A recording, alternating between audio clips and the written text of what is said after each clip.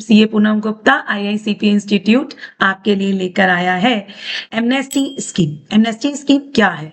Amnesty scheme MCA द्वारा निकाली गई कंपनी कंप्लायंस फैसिलिटेशन स्कीम 2026 है, जिसके अंतर्गत गवर्नमेंट ने आपको 90% ऑफ वेवर दिया है एडिशनल फीस, यानी कि ओनली 10%। अगर आपकी पेनल्टी बनती है 50,000 तो सिर्फ 5,000 पे करके अपनी कंपनी को रिवाइव करें। आइए डिटेल में समझते हैं क्या है एमनेस्टी स्कीम।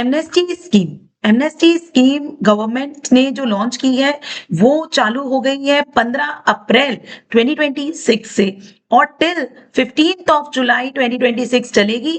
तो इसका लाभ उठाने से पीछे ना रहे अगर आपकी कोई भी लेट फीस या एडिशनल फीस पेंडिंग है। अब एडिशनल फीस किन किन पे आती है?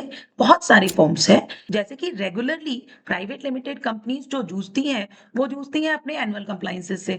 कई बार किसी को न्यूली कंपनी इनकॉर्पोरेट हो जा कर लेते हैं, बट उन्हें पता नहीं होता कि भाई एनुअल कंप्लायंस करनी भी है या नहीं करनी है। भाई मेरी तो कंपनी चल ही नहीं रही तो मैं एनुअल कंप्लायंस क्यों करूं?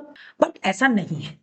अगर इन केस आप अपनी कंपनी इनकॉर्पोरेट कर लेते हैं तो फर्स्ट डे से डिपार्टमेंट आपको ये कहता है कि भाई मुझे तो सारी इंफॉर्मेशन चाहिए। वो आप ऑडिटेड देते हैं डिपेंडिंग अपॉन द आपके ऊपर जो भी टर्नओवर है, आपका टर्नओवर है उसके ऊपर डिपेंड करता है। बट मुझे एटलीस्ट एनुअल फॉर्म्स तो मुझे डिटेल चाहिए। इवन डिन KYC every year that is also compulsory.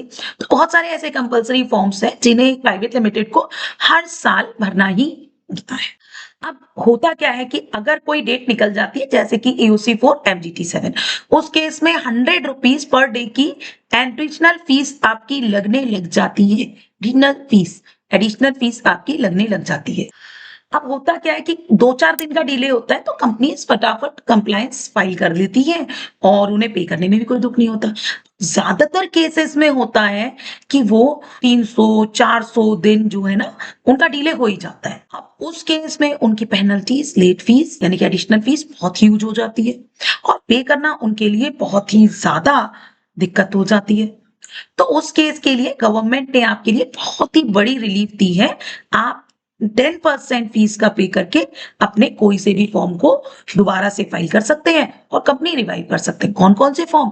Annual filing forms, auditor related form, DIN KYC forms, director change form, change and borrowing form और भी MGT14 any kind of changes that need to be filed, सारे ही forms पे /10% आप additional fees पे करके उसे file कर सकते हैं टिल 15 ऑफ जुलाई 2026। अब आ जाते हैं कि और क्या छूट मिली है। और भी मिली है दो special forms, MSc1 and STK2।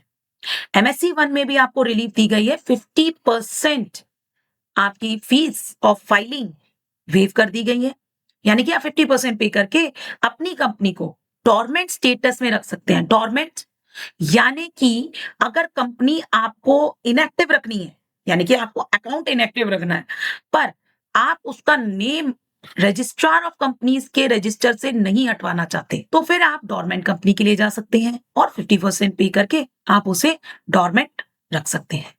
लेकिन अगर आपको पता है कि भाई अब मैं कुछ और इसमें नहीं करना चाहता, मेरा बिजनेस नहीं चला, बहुत ही दुख की बात है, तो फिर आप STK2 के लिए चले जाएं फाइल करने की। STK2 में सिर्फ और सिर्फ 20% ऑफ फाइलिंग फीस देकर आप उसे क्लोज करा सकते हैं।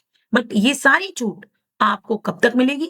आपको मिल रही है टिल 15 ऑफ जुलाई 2026। कई जने ये पूछते हैं कि भाई मेरी तो पहले भी नहीं फाइल हुई थी, अभी भी नहीं करूंगा, कोई बात नहीं, पड़े रहने दो, बंद हो जाने दो, स्ट्राइक ऑफ हो जाने दो, कुछ हो जाने दो, ठीक है। पर अगर आपकी डिफॉल्ट में आ रही है लिस्ट में तो बेटर है आप उसको रिवाइव कर ले, अपनी सारी एडिशनल फीसेस को अभी ही फ्री करा के फाइल कर दे। अब ज्यादातर क्या होता है, ऐसी जब इम्यूनिटीज डिपार्टमेंट निकालता है तब उसके बाद देखा ये गया है कि अगर इन केस आपने उसका फायदा नहीं उठाया तो उसके बाद डिपार्टमेंट एक्शन भी ले सकता है। कंपल्सरी नहीं है बट एक्शन ले सकता है। ज्यादातर ये हो सकता है कि गवर्नमेंट आपको डिफॉल्ट नोटिसेस भेजे और जो भी आपकी डिफॉल्ट फीस है वो आपको पे करनी पड़ जाए। तो बेटर है अभी छूट का फायदा उठाएं और जल्द से जल्द फाइल करें अगर कोई फाइलिंग पेंडिंग है तो। Till 15th of July 2026। आज के लिए इतना ही, और अगर वीडियो अच्छी लगी हो तो सब्सक्राइब जरूर करें और यूट्यूब पे बेल आइकन नोटिफिकेशन का जरूर प्रेस करें। Thank you everyone.